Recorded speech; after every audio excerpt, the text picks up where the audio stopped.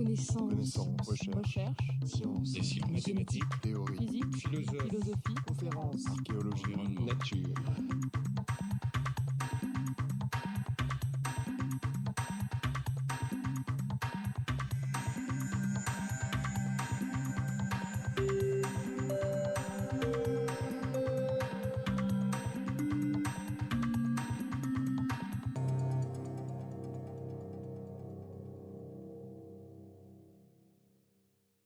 Moi, je vais vous parler de retour temporel en mer.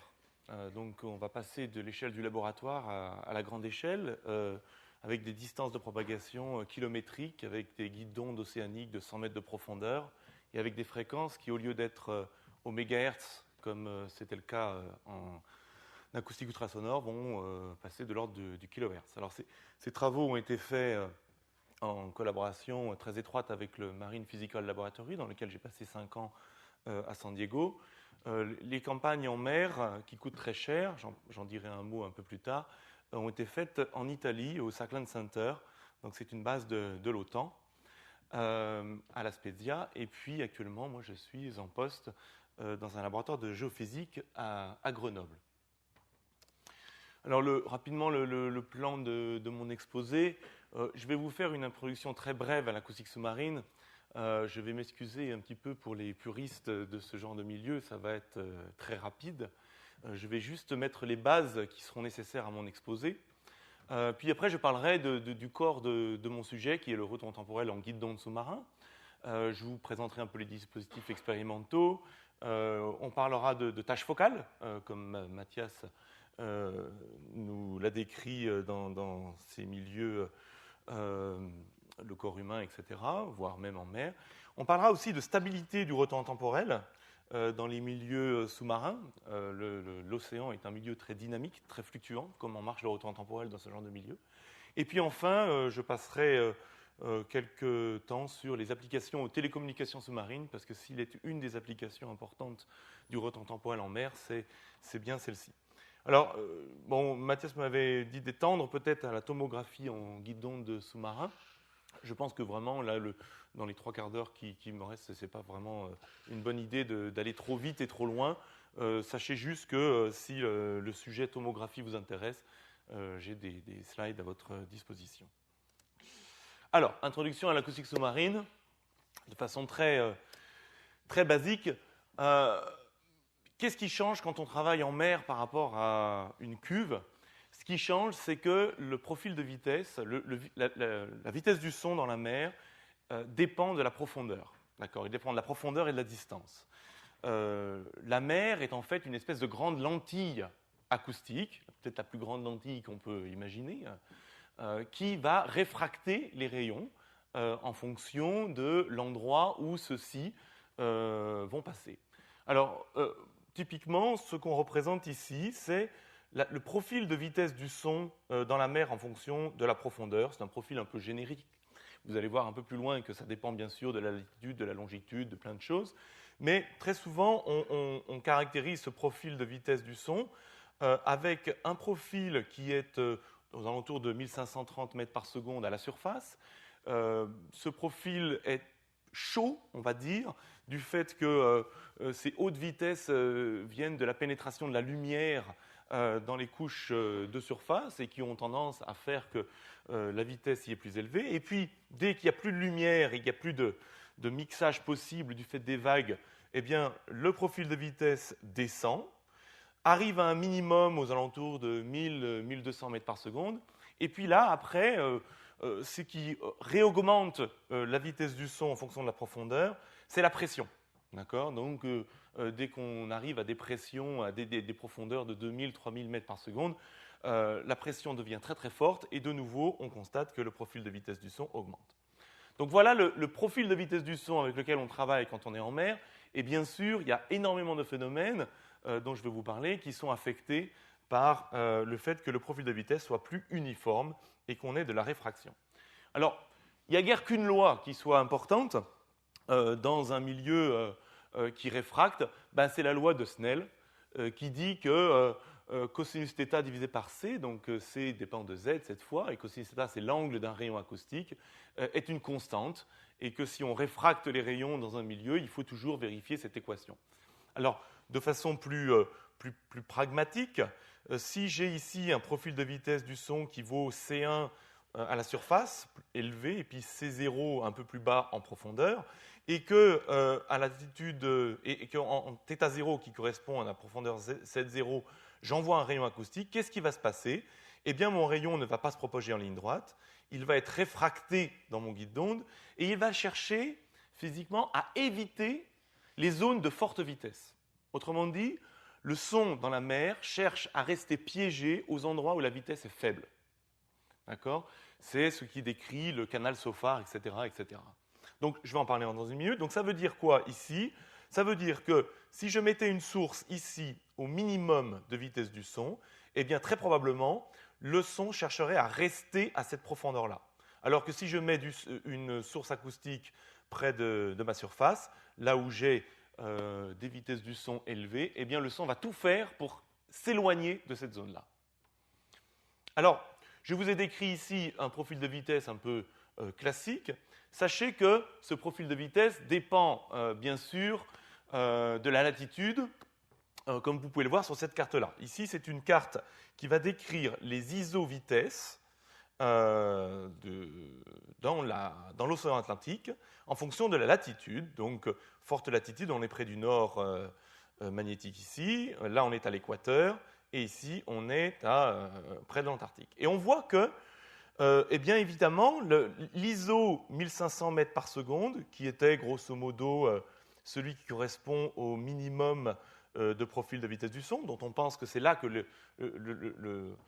les ondes acoustiques vont rester le plus piégées, eh bien cet ISO 1500 mètres par seconde que vous voyez ici en pointillé, sa profondeur varie considérablement. Elle est de l'ordre de 1500 mètres par seconde quand on est au milieu de l'océan Atlantique, à nos latitudes, et puis elle va monter près de la surface de l'océan quand on se rapproche du pôle Nord et du pôle Sud. Alors, ce qui est intéressant avec ce genre de profil, c'est que ça a eu des applications extrêmement importantes pendant la guerre froide, parce que les Américains avaient compris que le son étant piégé dans ces iso-vélocités, ce minimum de profil de vitesse du son, ils avaient choisi de mettre des capteurs acoustiques ici, sur ce ridge dans l'océan Atlantique Nord, et en mettant des capteurs acoustiques ici, ils étaient capables de détecter l'ensemble des sous-marins soviétiques qui étaient présents dans l'Atlantique Nord, près du pôle, parce que le minimum de profil de vitesse du son était au niveau de l'océan glacial arctique, situé près à des profondeurs faibles, là où étaient cachés plutôt les sous-marins russes. Donc en mettant des profils de vitesse du son, en mettant des capteurs acoustiques ici, on était capable de détecter à plusieurs milliers de miles les sous-marins russes qui étaient cachés sous la glace de la banquise en océan glacial arctique. Donc le fait de connaître cette carte isovélocité dans l'océan Atlantique a été de grande importance en acoustique sous-marine. Alors maintenant, bien sûr, il n'y a pas que l'océan profond.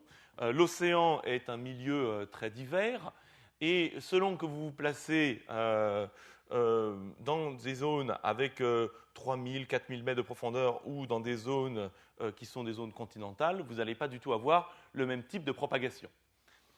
Alors, grosso modo, ce qu'il faut savoir, c'est que, comme je vous l'ai décrit, les zones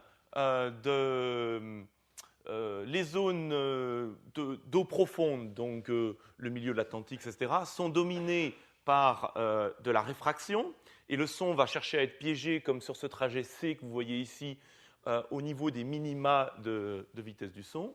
Et puis, un autre type de propagation très connu, c'est cette fois dans les zones continentales, où il y a 100, 200 mètres de propagation. Et là, cette fois, l'onde ne se propage plus, n'est plus réfractée par le profil de vitesse, qui est plus ou moins uniforme dans ce genre de zone-là, mais elle va être cette fois réfléchie par les interfaces, l'interface OR comme l'interface au fond. Donc, en océan profond, comme vous pouvez le voir ici, la propagation acoustique est dominée par la réfraction, et en eau peu profonde, elle est dominée par la réflexion sur les interfaces. Alors, c'est le topo que je vais vous présenter ici s'intéresse principalement à ces guides d'ondes océaniques où on a à la fois un index de réfraction qui fait qu'on a un peu de réfraction, mais surtout on a beaucoup de réflexion sur les interfaces des parois. Alors, juste peut-être un mot au niveau des approches théoriques. Bien sûr, faire une campagne en mer coûte très cher. Donc, avant de faire une campagne en mer, on réfléchit à deux fois, on fait des simulations numériques et on essaye de prévoir les phénomènes que l'on va chercher à observer. Alors, typiquement, quels sont les outils de simulation numérique qui sont à notre disposition? Ils sont doubles. Le premier, qui est le plus simple, c'est de faire du tracé de rayon. Mettons ici que j'ai un profil de vitesse du son très schématisé, avec donc, une vitesse forte à la surface, et puis un minimum de vitesse du son à quelques centaines de mètres, et puis après de nouveau une vitesse qui va augmenter avec la profondeur. Voilà typiquement un ensemble de rayons acoustiques, que vous pouvez voir ici en haut sur la droite, qui vont se propager pour une source placée à la surface, et qui va se propager sur quelques centaines de kilomètres. Et on voit des zones de convergence où le son devient très fort de nouveau près de la surface, tous les 30-40 km. Ces choses-là sont très connues des acousticiens qui travaillent dans la mer. Maintenant, il y a une autre façon de décrire ce champ acoustique, non pas avec les rayons, mais en décomposant le champ acoustique suivant les modes de ce guide d'onde océanique. D'accord ? Alors, les modes, c'est aussi un invariant de la propagation. Vous voyez ici un ensemble de le premier mode, le deuxième mode, le troisième mode, qui sont calculés à partir du profil de vitesse du son. Et on remarque que si maintenant je compare l'énergie transmise dans mon guide d'onde en fonction de la profondeur, eh bien, il y a un assez bon accord entre les pertes acoustiques mesurées avec les modes de propagation, ici en très plein, et puis les pertes acoustiques mesurées en théorie des rayons. Donc ici, avec les modes et les rayons, on a deux outils numériques qui vont nous permettre d'expliquer un petit peu la physique observée en acoustique sous-marine. Alors si on veut, là je me suis intéressé à un cas d'eau profonde. Vous avez vu, il y avait plusieurs milliers de mètres de propagation. On peut appliquer bien sûr les modes en eau peu profonde, c'est même souvent l'outil qui est principalement utilisé. Alors vous voyez ici, on est dans un profil isovélocité qui fait à peu près probablement la 100 mètres de profondeur. Il y a l'interaction avec le fond de la mer, le plateau continental. Et puis ici, j'ai représenté les premiers modes, le deuxième mode, le mode N. Et ces modes de propagation, qui ont des formes sinusoïdales, sont évidemment très différents des modes de propagation que l'on peut trouver en eau profonde, où cette fois, les modes sont affectés par le fait que le profil de vitesse du son, comme je vous l'ai décrit, n'est plus isovélocité. Dans les deux cas, ces modes de propagation permettent de décrire la propagation en acoustique sous-marine, et tout va bien. Ce qu'il faut juste savoir, parce qu'on va en parler un petit peu plus tard, c'est que quand on décrit le champ avec les modes, l'avantage c'est que chaque mode a des vitesses de phase et des vitesses de groupe, d'accord, et que la vitesse de phase et la vitesse de groupe des modes sont différents. Donc il y a des modes qui vont plus vite que d'autres.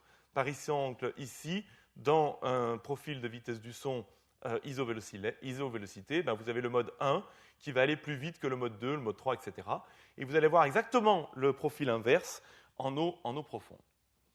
Alors, par exemple, voici ici deux exemples de simulations numériques qui représentent la propagation en mer, dans deux cas extrêmes. Le premier cas, au-dessus, vous avez un guide d'onde océanique qui fait 100 mètres de profondeur, et je me suis propagé ici, j'ai mis une source à peu près au milieu de ce guide d'onde acoustique, et puis je me suis propagé sur à peu près 10 km dans des fréquences classiques en acoustique sous-marine, sur ce genre de propagation de l'ordre d'une centaine de Hertz, entre 75 et 125 Hertz. Et vous voyez que le pulse que j'ai tiré, qui était très court, qui devait faire à peu près moins de 0,1 seconde, il devait faire à peu près 50 millisecondes, et bien après 10 km de propagation, il s'est étalé dans le guide d'onde du fait des interactions de ce pulse avec les interfaces au fond. Et on retrouve, après 10 km de propagation, eh bien on retrouve que chaque mode, effectivement, s'est propagé à des vitesses différentes, parce que ici, vous avez le profil, en fonction de la profondeur du mode 1, puis le profil du mode 2, avec un maximum, un 0 et de nouveau un maximum, puis le profil du mode 3, du mode 4, etc. Et donc ici, c'est une jolie vérification à base de simulation numérique du fait que chaque mode qui va se propager dans un guide d'onde océanique va aller à des vitesses de groupe différentes.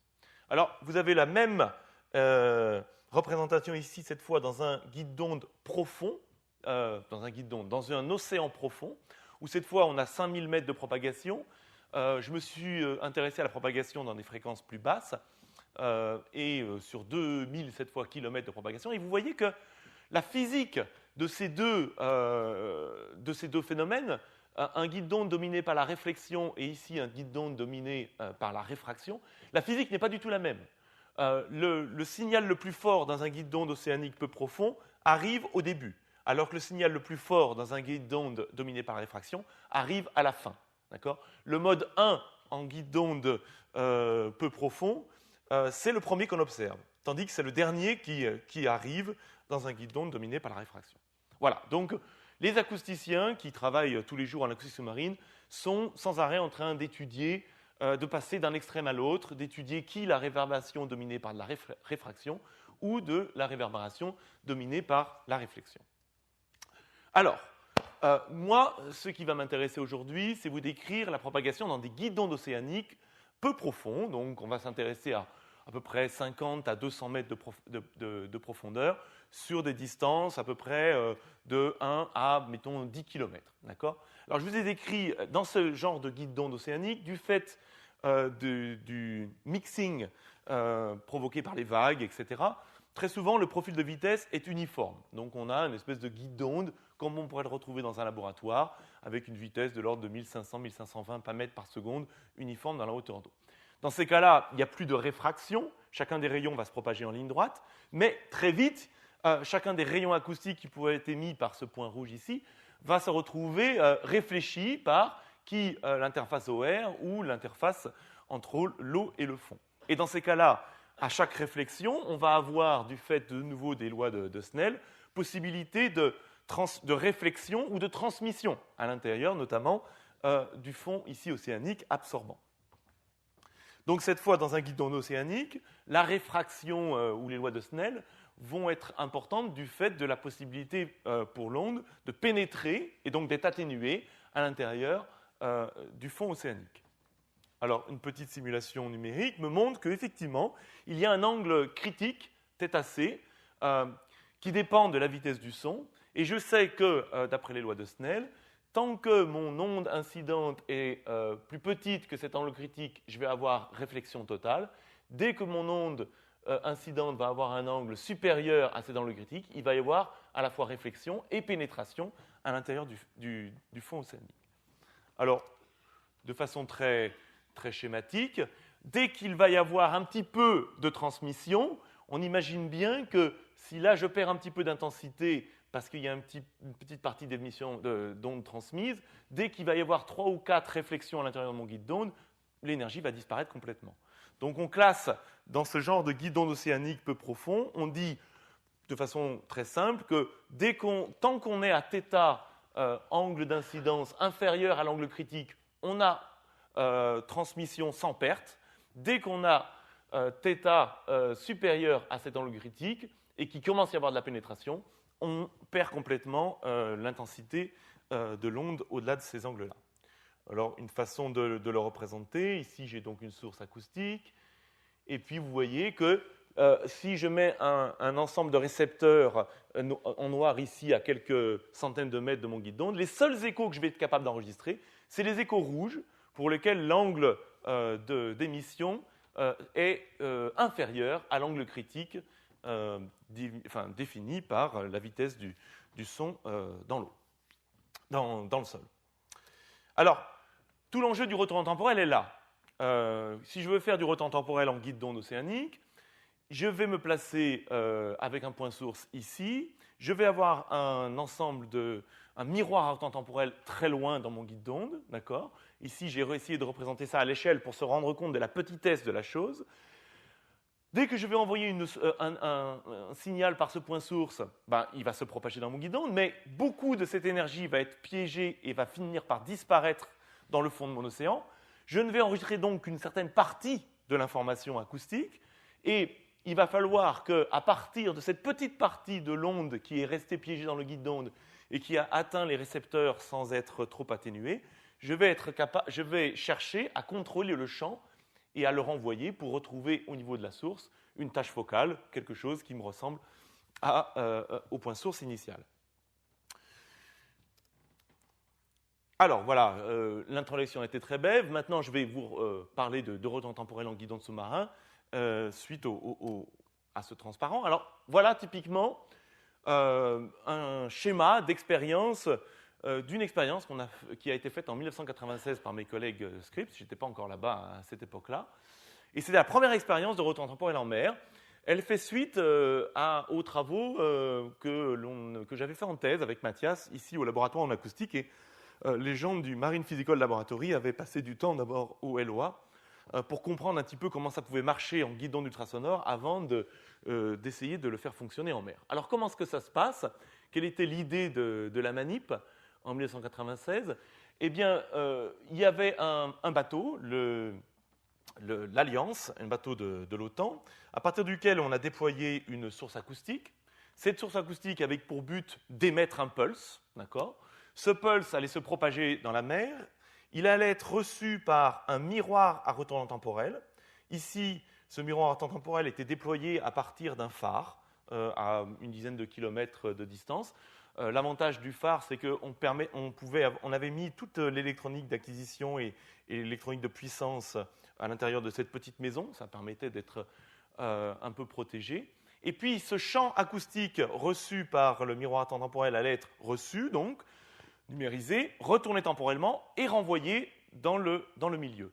Et pour tester le fait que le retour temporel ait bien marché, il fallait remesurer le signal retourné temporellement autour de la source. Et là, c'était fait avec un réseau de récepteurs acoustiques déployés à partir de ce bateau, ancré au fond. Et bien sûr, on a essayé, les chercheurs ont essayé de se mettre, d'ancrer ce réseau de récepteurs simplement, le plus près possible de la source acoustique pour être capable de mesurer de façon le plus fidèle possible le champ retourné temporellement. Donc vous voyez, dispositif compliqué. D'accord ? On est en mer, on déploie un premier réseau ici dans à peu près 100 mètres de profondeur. Il faut faire attention que la source acoustique ici ne soit pas loin du réseau. On est en mer, on ne voit rien du tout, hein, d'accord ? On est dans des situations compliquées. 10 km plus loin, il y a un phare, à partir duquel, là aussi, on a déployé un réseau de sources, d'émetteurs-récepteurs qui fonctionnent en retournement temporel.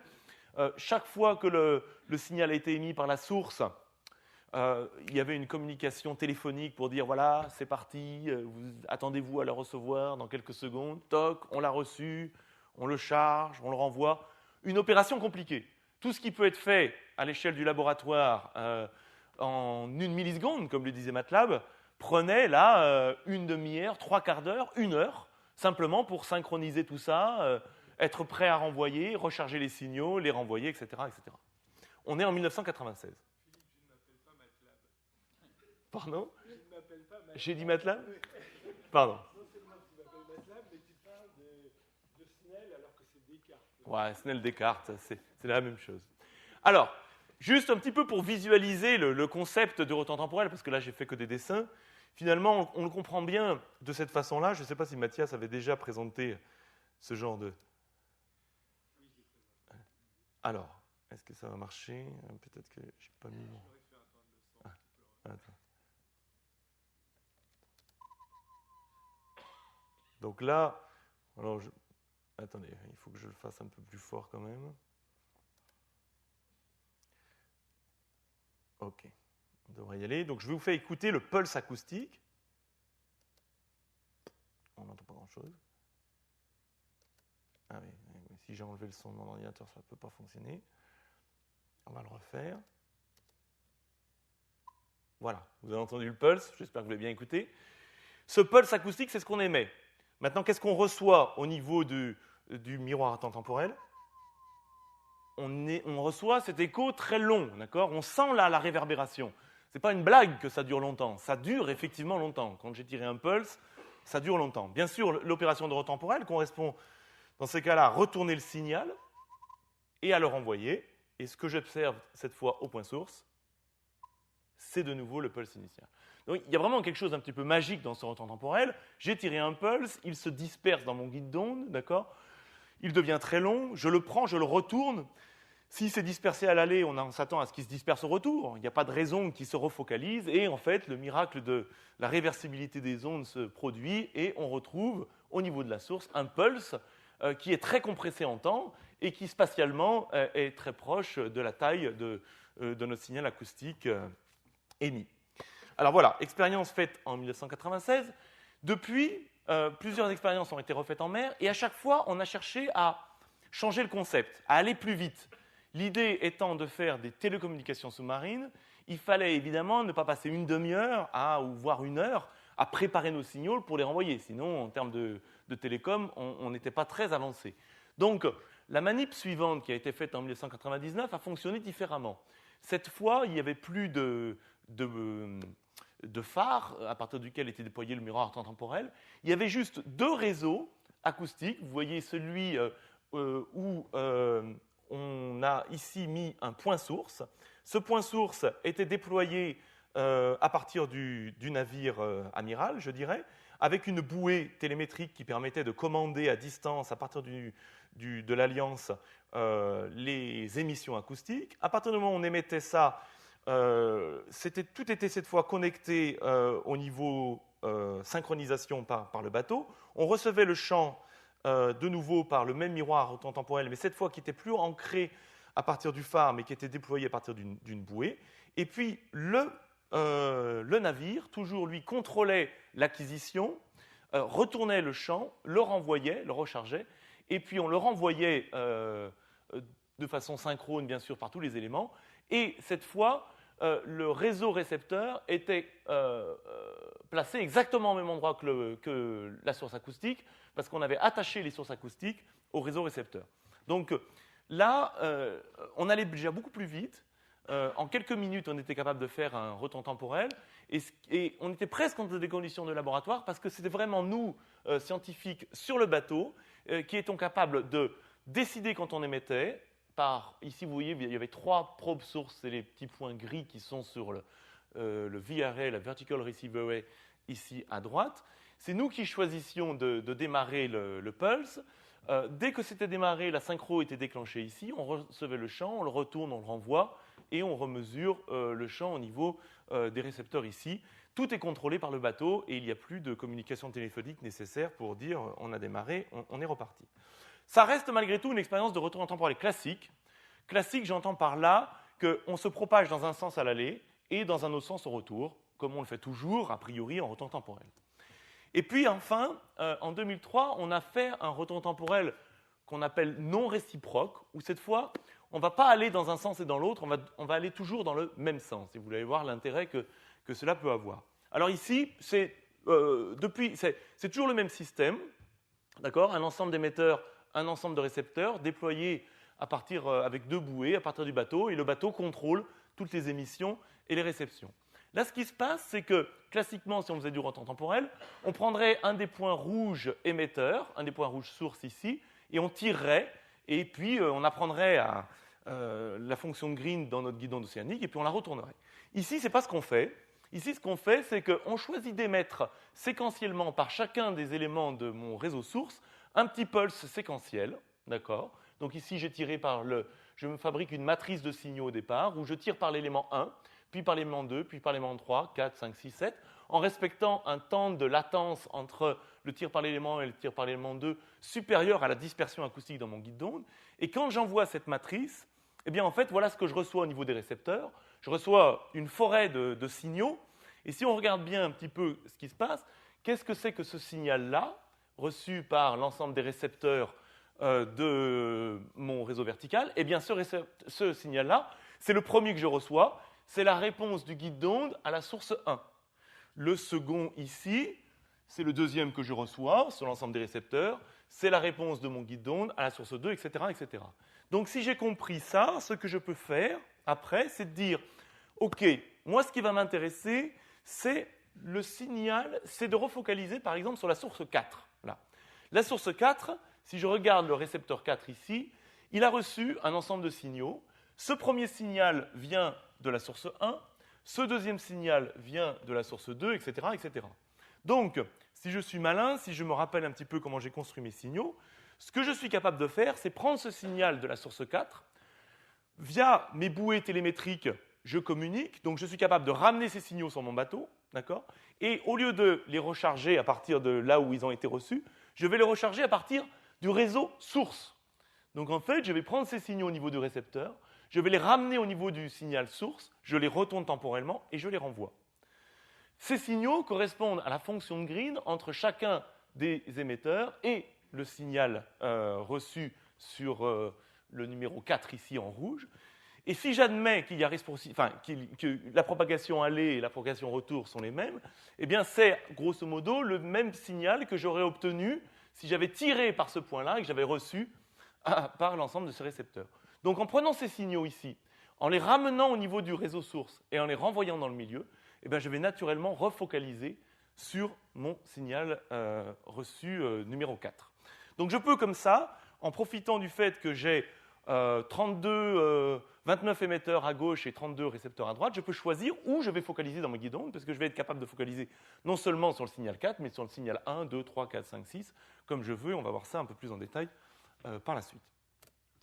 Alors, quelques photos pour vous montrer un petit peu que c'est quand même compliqué quand on fait tout ça. Le déploiement en mer s'opère de façon un peu avec beaucoup de précautions. Ici, vous avez un réseau de 29 éléments, le réseau source, donc c'est le miroir temps-temporel. Donc au lieu d'avoir une barrette à 3 mégas de 128 éléments, là vous avez 78 mètres de câbles, et puis chacun de ces éléments ici sont des émetteurs-récepteurs à 3,5 kHz, large bande, donc il faut qu'ils soient bien calibrés au départ au laboratoire pour fonctionner en mer, puisque certains vont fonctionner près de la surface et d'autres vont fonctionner près du fond, là où les pressions sont malgré tout assez différentes. Donc il faut vraiment bien travailler en amont pour que tout ça fonctionne comme il faut. Vous voyez ici aussi la bouée, ici, une espèce de flotteur qui va permettre de maintenir le réseau de façon verticale. Donc quand on fait ce déploiement en mer, on utilise des grues. Le bateau ici fait à peu près l'Alliance, qui est un bateau de recherche de l'OTAN, fait une centaine de mètres de longueur. Il y a 25 hommes d'équipage dessus, une vingtaine, entre 15 et 20 chercheurs à chaque fois. Et les chercheurs ne sont pas invités à participer aux manœuvres de déploiement. Vous imaginez bien pourquoi. Je pense qu'on partirait vite à la mer. Donc c'est assez compliqué. Et puis donc on déploie ça à partir de... on déploie le réseau. La bouée ici, enfin du moins l'espèce de torpille, va maintenir la flottaison de l'ensemble. Et puis à la surface, l'élément très important, c'est cette bouée télémétrique qui va nous permettre de communiquer les informations entre le miroir temps-temporel en mer et puis le bateau qui sera stationné à quelques miles de cet endroit. Alors voilà un petit peu la bouée là, sur laquelle est placée toute l'électronique qui va permettre d'enregistrer les signaux, de les télécharger, de les recharger éventuellement. L'ingénieur qui travaille sur ce système depuis très longues années, a une très grande expertise. Quand vous faites ce genre de déploiement, il faut que la mer soit calme. D'accord ? Donc, vous savez déjà que dès qu'il y aura des creux de 1 ou 2 mètres, c'est fini, vous ne pouvez pas maniper. Vous ne pouvez pas déployer votre réseau, c'est trop dangereux. Une journée en mer avec ce bateau coûte entre 100 et 150 000 $. Donc, on fait des manips qui durent à peu près 15 jours, 3 semaines. D'entrée de jeu, vous savez que vous allez jeter à la poubelle 5 jours. D'accord ? Donc, il y a 5 jours pendant lesquels vous n'allez pas pouvoir travailler. Qui à cause de la mer, souvent à cause de problèmes quand on déploie les instruments, parce que quand on déploie, il ne faut pas que le bateau bouge. Je ne sais pas si vous avez déjà été à la pêche ou fait des déploiements de filets derrière une barque. Pour peu que vous vous emmêliez les pinceaux, tout le matériel est fichu. Alors autant un filet de pêche, c'est peut-être pas trop grave, autant là, quand l'engin vaut à peu près $1 million, on prend des précautions et dès que la moindre problème survient, on remonte tout et on essaye de faire très attention. Donc là, aux mers plates, on peut déployer et prendre toutes les précautions nécessaires pour mettre cet engin à la mer. Alors ici, cet autre engin, c'est le réseau récepteur, cette fois, sur lequel on va être capable, qui va nous permettre de recevoir le champ retourné temporellement. D'accord ? Donc il va permettre de contrôler la tâche focale, donc aussi important, et qu'on va mettre à peu près entre 1 et 10 km de miroir en temps temporel que je vous ai présenté précédemment. Alors pareil, des grues, la bouée pour placer tout ça en mer, etc., etc. Et finalement, on arrive dans un système, alors je vous présente des signaux acoustiques avant de passer à vraiment le retour temporel proprement dit. Alors là, vous avez donc à gauche le réseau émetteur, à droite le réseau récepteur, avec chacun sa bouée pour communiquer avec le bateau. Et finalement, quand tout se passe bien, et ça se passe quand même souvent bien, on est presque dans un laboratoire. C'est-à-dire qu'en quelques minutes, on est capable de dire émet, reçoit, recharge, processe, renvoie, et c'est reparti. D'accord ? Donc l'opération de retour temporel prend 1 à 4 minutes dans ce genre de configuration. Alors qu'est-ce que vous voyez ici ? Vous voyez ici un exemple de champ dispersé dans le guide d'onde océanique.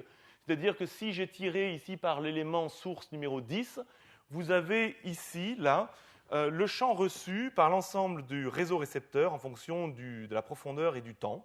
Et vous voyez très bien la dispersion acoustique dans le guide d'onde avec le front d'onde direct, et puis après, ici, le front d'onde direct, le premier, puis après des fronts d'onde réfléchis et diffractés par le fond et la surface de l'océan. Et vous voyez que ce champ est très différent selon que je me mets à 10 mètres, selon que je tire avec l'élément en source numéro 10, 18, 26 ou 30. Bien sûr, la fonction de Green évolue et dépend de la profondeur. Alors tout ça, c'est à 1,2 km de distance. On comprend bien les signaux. Dans cette configuration, on est presque comme si on était au laboratoire, dans un guidon ultrasonore. Tout est à peu près magnifique ici.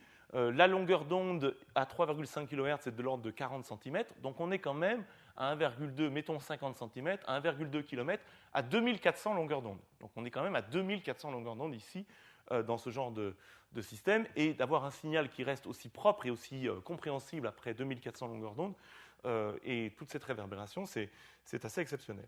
Alors, si on se met plus loin, là, je me mets à 9 km. Alors là, je suis à 18 000 longueurs d'onde, voire 20 000 longueurs d'onde.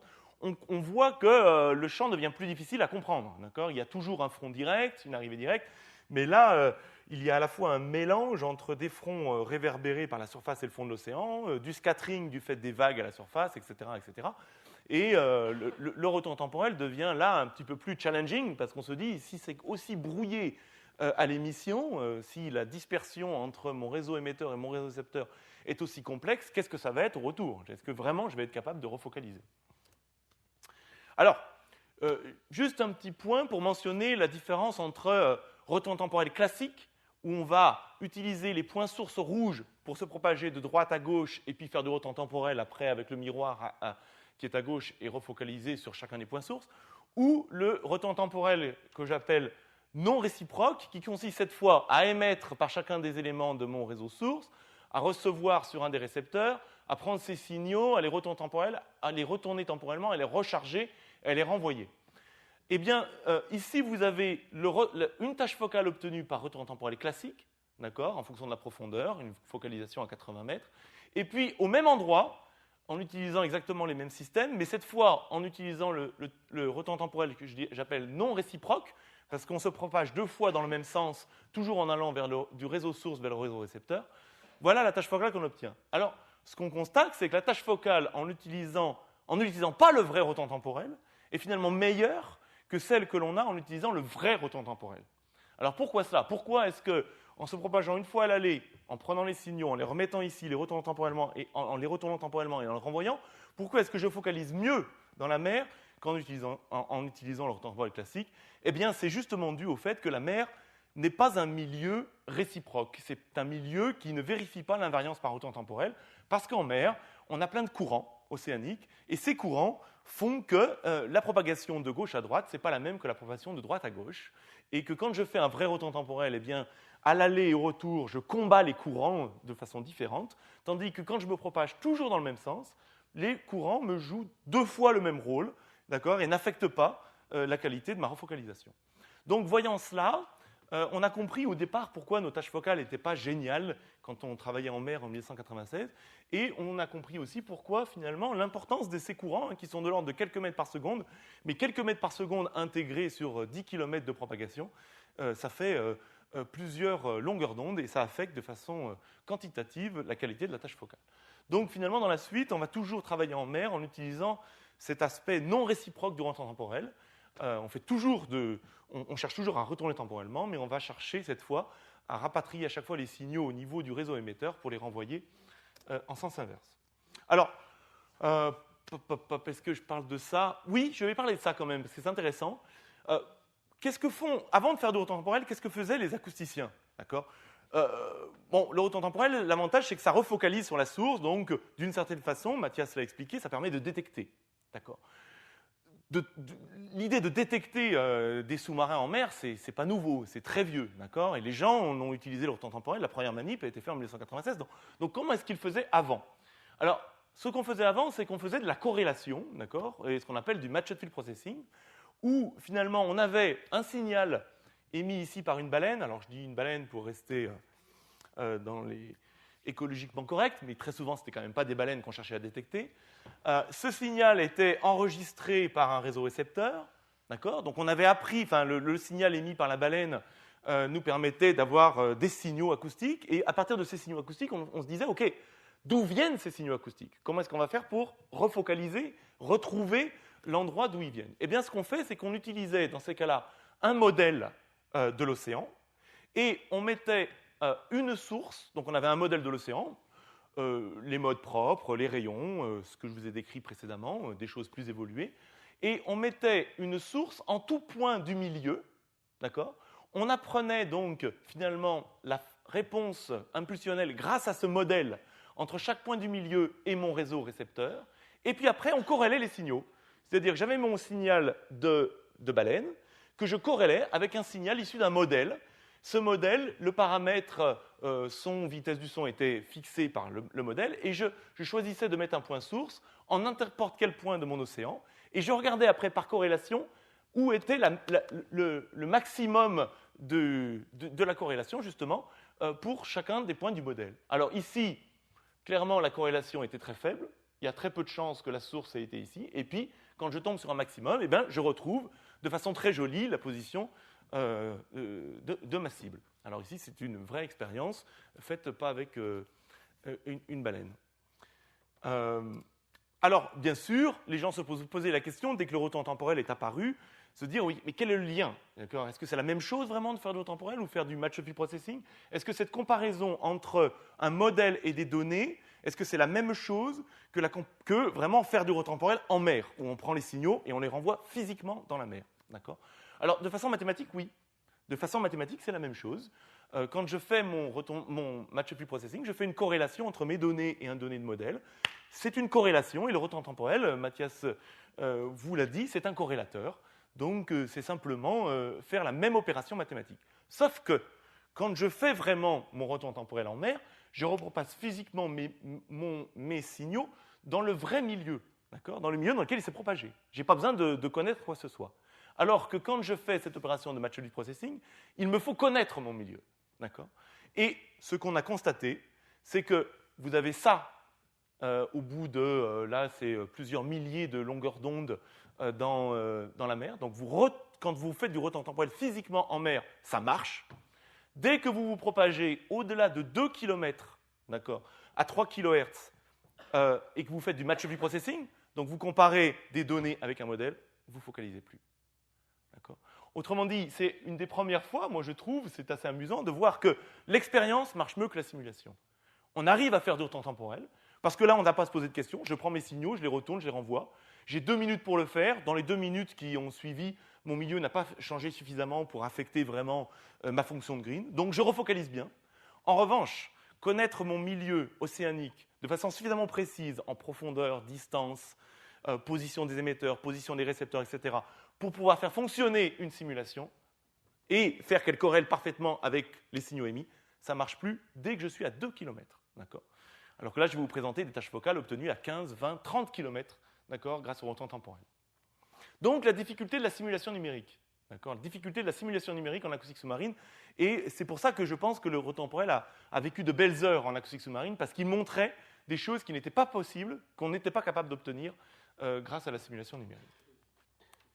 Alors justement, tâche focale, eh bien voilà des exemples de tâches focales. Alors je vais faire un petit peu de théorie, mais très rapidement par la suite, où vous avez des tâches focales ici à gauche à 450 Hz à peu près, à 15 km. D'accord ? Quand vous montez en fréquence à 3,5 kHz cette fois et 12,7 km de progression, vous avez toujours des très belles tâches focales. D'accord ? Ici, la représentation de la tâche focale, c'est temps en abscisse et profondeur en ordonnée. Vous voyez aussi que plus vous augmentez la distance de propagation entre l'émetteur entre la source et le retournement temporel, vous dégradez un peu la tâche focale. Elle finit par s'étaler dans le guide d'onde. On regardera ça, on étudiera ça un petit peu après dans un slide suivant. Et vous avez à peu près la même chose à plus haute fréquence, où vous avez un étalement de la tâche focale quand vous allez chercher des distances de plus en plus grandes. D'accord ? Alors, un autre type de tâche focale, ici, c'est toujours les mêmes distances entre le réseau émetteur, enfin le retournement temporel et le point source sur lequel on cherche à refocaliser. Mais vous avez trois milieux différents. Vous avez un milieu qui correspond à la tâche focale de gauche, très mou, avec de la boue, donc beaucoup de pénétration, beaucoup de pertes, d'accord ? Et le retournement temporel marche moins bien, la tâche focale est moins propre. Vous avez le même milieu, même distance de propagation, mais plus dur, donc avec un fond plus rocailleux, probablement plus de réverbération et le retournement temporel marche un petit peu mieux, on va en discuter dans une minute. Et puis le dernier, la tâche focale, je dirais, ultime, parce qu'elle correspond vraiment aux limites de la diffraction, c'est donc lambda sur 2, c'est un retournement temporel fait dans un guide d'onde avec un fond variable qui remontait ici du réseau du miroir temporel vers la source acoustique. Alors bon, pourquoi ces tâches focales qui varient en taille, etc. Bon, c'est assez facile à comprendre. Mathias a décrit en milieu libre les tailles de tâches focales qui dépendent donc de la fréquence, c'est-à-dire de la longueur d'onde, et de la distance de propagation par rapport à la taille du réseau. D'accord ? Alors, cette dépendance en lambda montre bien que si je travaille à 450 Hz, je vais avoir des longueurs d'onde plus grandes qu'à 3,5 kHz. Donc, bien évidemment, je m'attends à... En fait, le fait de monter en fréquence va me réduire mes tâches focales. D'accord ? Tout ça, c'est en eau libre. D'accord ? Mais si je regarde en eau libre, Mathias en a aussi parlé, le lambda R sur L, ici, quand je suis à 10 km de propagation pour 100 mètres de hauteur, j'ai un rapport R sur L cette fois qui vaut 100, d'accord ? Si je suis à 50 cm de longueur d'onde à 3 kHz, 100 fois 50 cm, ça me fait 50 mètres. Et les tâches focales que je vous présentais tout à l'heure ne sont pas égales à 50 mètres. Elles font 5 mètres, elles font 4-5 mètres de profondeur, d'accord ? Donc, clairement, l'approximation au libre là, ne marche pas, bien évidemment. Et oui, c'est évident, dans un guide d'onde océanique, je n'enregistre pas que le chemin direct entre l'émetteur et le récepteur, mais j'enregistre tous ces chemins réverbérés à l'intérieur du guide d'onde. Et puis, je pense que Mathias en avait parlé déjà, du fait que chacune de ces réverbérations correspond à une image du miroir à hauteur temporelle. Et finalement, l'ouverture effective de mon miroir, ce n'est pas l'ouverture réelle de celui-ci, mais c'est l'ouverture réelle multipliée par le nombre d'échos réverbérés à l'intérieur du guide d'onde, et ce qui me permet d'obtenir cette focalisation, qui dans ces cas-là n'est que limitée par l'angle critique, c'est-à-dire l'angle à partir duquel l'énergie est perdue parce qu'elle pénètre dans le fond. Donc finalement, la tâche focale dans un océan peu profond est déterminée par ce θc qui correspond au rapport entre la vitesse dans l'eau et la vitesse du fond. Et c'est ce paramètre qui va diriger la qualité de la refocalisation. Alors, une autre façon de voir les choses, c'est avec les modes. On peut décomposer le champ suivant les modes et on projette sur les modes à l'aller, sur les modes au retour. Et effectivement, c'est les modes les plus élevés ici qui vont participer à la finesse de la refocalisation après retournement temporel.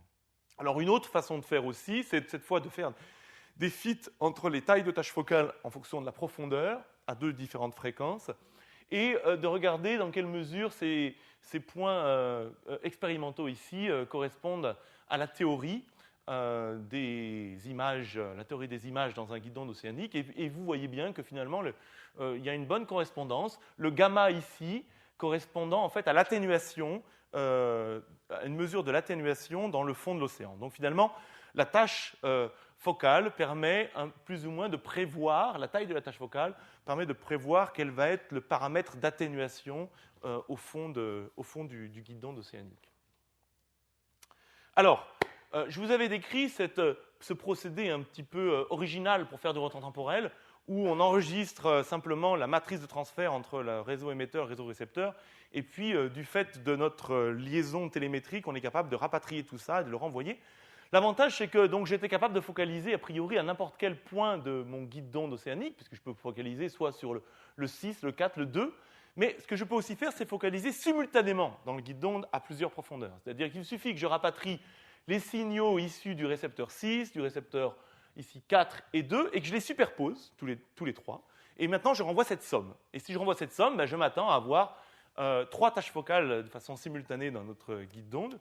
Et puis, effectivement, c'est ce qu'on voit en mer. Donc, on a 2, 3, 4, 5, 6. On est capable d'obtenir jusqu'à 6 tâches focales grâce à ce système dans notre guide d'onde océanique, ce qui, évidemment, est assez intéressant quand on veut contrôler différents points de mesure. Alors, bien sûr, la possibilité de refocaliser et de mettre donc, des spots d'intensité à n'importe quel point de mon guide d'onde océanique, on peut concevoir qu'on va commencer à faire de la télécommunication comme ça. On pourrait transmettre des images acoustiques de cette façon-là. Et si je code en termes de 1 et 0, en termes d'amplitude forte ou faible, le sigle de l'OTAN au départ, et que je cherche à le retourner temporellement en ayant profité de mes réponses impulsionnelles, et bien voilà ce que j'obtiens sur mon réseau récepteur. La focalisation n'est pas terrible, mais là, le retour temporel entre ces deux réseaux a marché comme une espèce de multiplexeur spatio-temporel qui permettait de coder une image et de la renvoyer. C'est une première approche de télécommunication. On a fait mieux depuis. Voilà l'image qu'on cherchait à envoyer à partir du réseau émetteur. Elle était constituée de 116 000 pixels. Je parle en termes de pixels et non pas de bits. Et voilà l'image qu'on obtient à la sortie de mon guide via le retour temporel. Et si on n'utilise cette fois pas de retour temporel pour le faire, je prends juste cette image, je la charge à l'entrée et je l'envoie. Voilà, l'image est bien sûr complètement dégradée du fait de la réverbération. D'accord ? Donc, première approche là de communication via ce space-time multiplexer qu'est le retour temporel entre émetteur et entre ce réseau émetteur et récepteur. J'ai 5 minutes, ça va être parfait.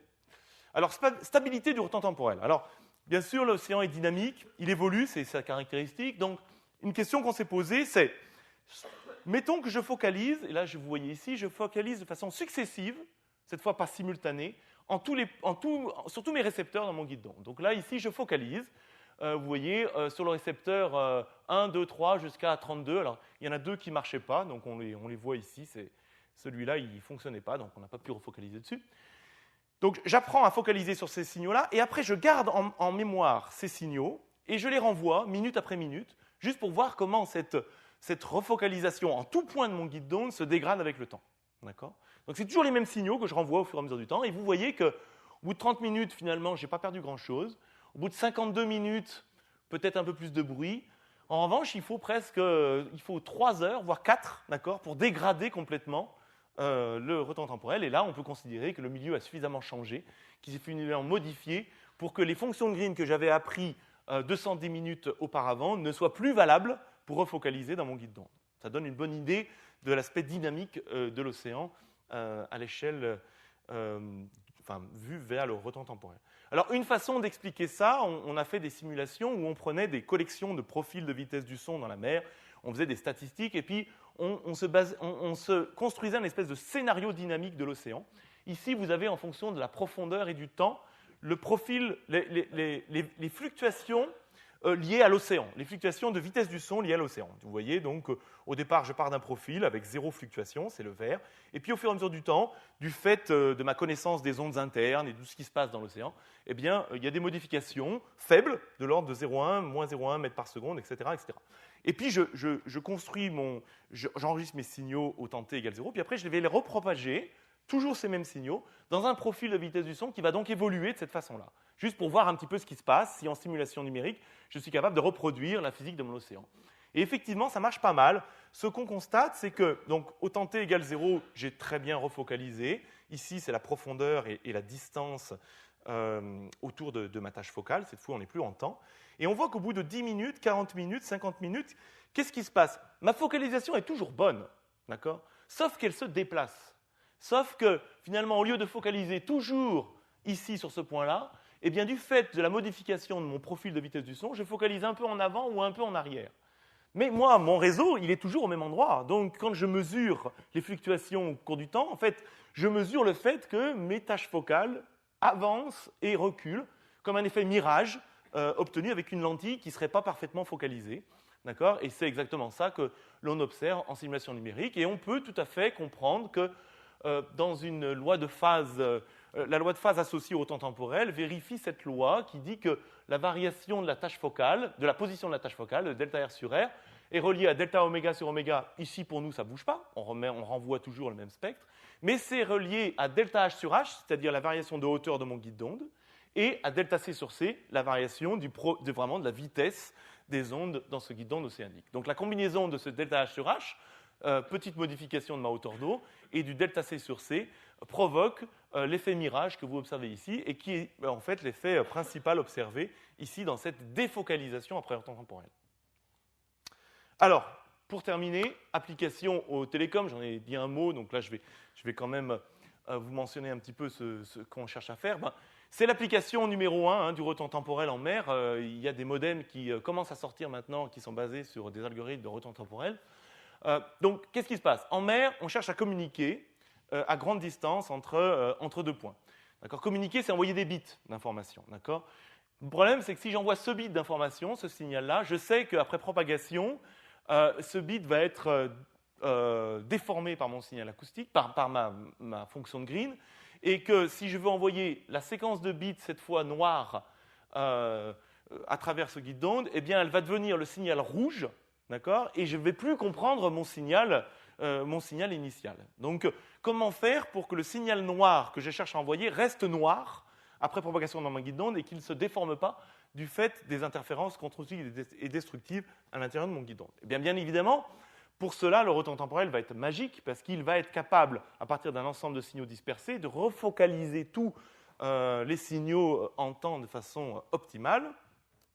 Donc, l'idée du retention temporel, en communication, c'est ce schéma-là qui va le décrire. J'ai un point source en haut à droite qui va émettre un pulse. Je prends mon signal dispersé dans mon guide d'onde. Je sais que si je prends ce signal, je retourne et je le renvoie, je vais recréer un petit pulse. Maintenant, ce que je vais faire, c'est que je ne veux pas retourner un petit pulse, je veux retourner 3 informations, plus, moins, plus, par exemple. Et bien, ce que je vais faire, c'est que comme je superposais mes tâches focales, là, je vais les décaler dans le temps. Donc, je vais prendre ce signal ici, je vais le décaler de plus ou moins 2 millisecondes, la durée de ma tâche focale.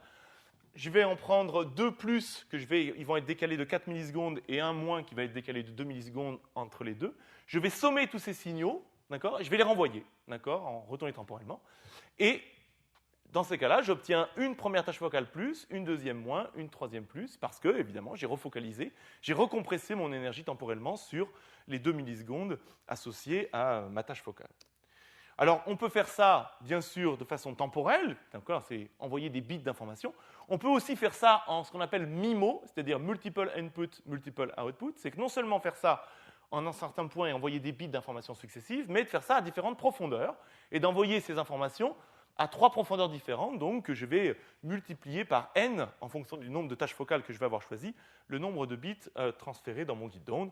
Et voilà un premier exemple d'ensemble de bits transférés via un réseau de 29 sources, où cette fois j'envoie des 1 et des 0, les 0 sont symbolisés par ceci, et j'ai le signal reçu que je décode après via les 1 et les 0, c'est un petit peu difficile d'y voir clair ici, et j'ai 0% de error rate, donc tout se passe bien pendant les 15 premières minutes, et puis après 22 minutes, j'ai que 1,4% d'erreur. Alors ça, c'est la modulation, la télécommunication par l'amplitude. Bien sûr, ce n'est pas très efficace parce qu'on transmet des 1 et des 0, mais quand on transmet un 0, on envoie toujours un petit peu de bruit, donc ce n'est pas très bien de détecter des 1 et des 0. Il vaut mieux détecter des phases en envoyant des plus et des moins, par exemple.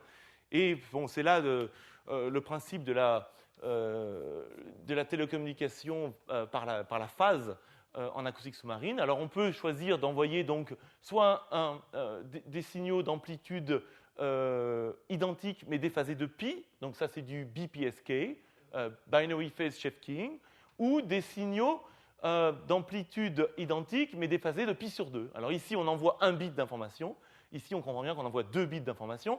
Si chacun de nos signaux dure 2 millisecondes, ici je vais avoir 500 bits par seconde, ici je vais avoir 1000 bits par seconde transférés à l'intérieur de mon guide d'onde. Et à chaque fois j'envoie de l'énergie puisque chaque bit d'information est envoyé avec la même amplitude. Alors ça se passe bien quand justement à partir de ce schéma de base, eh bien, j'arrive à bien séparer, ici dans un BPSK, les deux spots d'intensité avec phase 0 ou avec phase pi. Et puis ici, ça se passe mal quand, bien sûr, tout est brouillé. D'accord ? Alors, ça a marché en mer pas mal. Alors, ici, la clé, c'est de contrôler la phase de nos signaux acoustiques. Donc, il y a des algorithmes qu'on appelle de phase lock loop, donc, qui permettent de contrôler en façon dynamique la phase de nos signaux acoustiques. Là, on a 2 très belles communications en MIMO qui nous permettent d'envoyer donc 500 bits en haut, 500 bits en bas. Donc, on est à 1000 bits par seconde. Ici, on a doublé et on est en QPSK, on est à 2000 bits par seconde. Ici, on est à 3000 bits par seconde. Donc, on commence à voir que là, 3000 bits par seconde, c'est un peu limite. D'accord ? Là, le spot qui devrait être vraiment resserré autour des noyaux de phase commence à être dispersé. Ici, j'ai une error rate de 200. J'ai 81 erreurs sur 9800 bits transmis. Ça pourrait être meilleur. On peut augmenter les schémas de constellation, rendre la chose encore plus compliquée.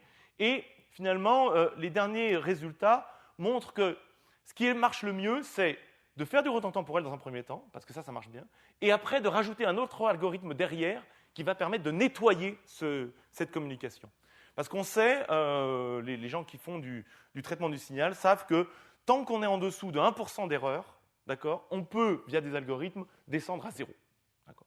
Donc, le but du retard temporel, c'est juste d'arriver à 1% d'erreur, ou quelques pourcents d'erreur, et après, d'autres algorithmes vont permettre de tout nettoyer. Alors, peut-être je termine juste là-dessus, parce que c'est très intéressant. On est arrivé récemment, dans les dernières manips faites en 2006, à 20 kilobits par seconde dans la mer.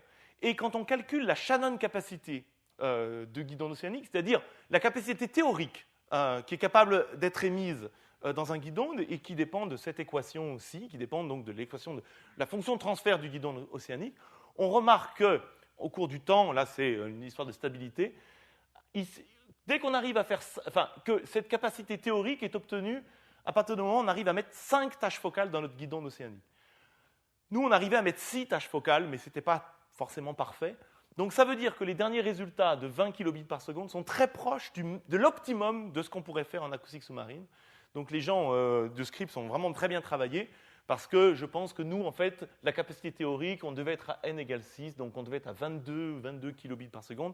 Et les derniers résultats expérimentaux ont montré qu'on était capable d'obtenir 20 kilobits par seconde en utilisant une combinaison de retournement temporel et de feedback equalizer, ici en acoustique sous-marine. Voilà, conclusion. Je vais vous laisser la lire. Ce sur quoi j'insisterai, parce que ça a fait la magie du retard temporel, c'est que le retard temporel, c'est mieux qu'une simulation numérique. On va au-delà d'une simulation numérique quand on fait du vrai retard temporel en mer. Des choses qui ne marchent pas avec la simule marchent avec des données de mer. Les applications aux télécoms sont maintenant bien avancées. Et puis, Mathias a parlé de détection de cibles en guidon sous-marin, donc là, je ne vais pas revenir là-dessus.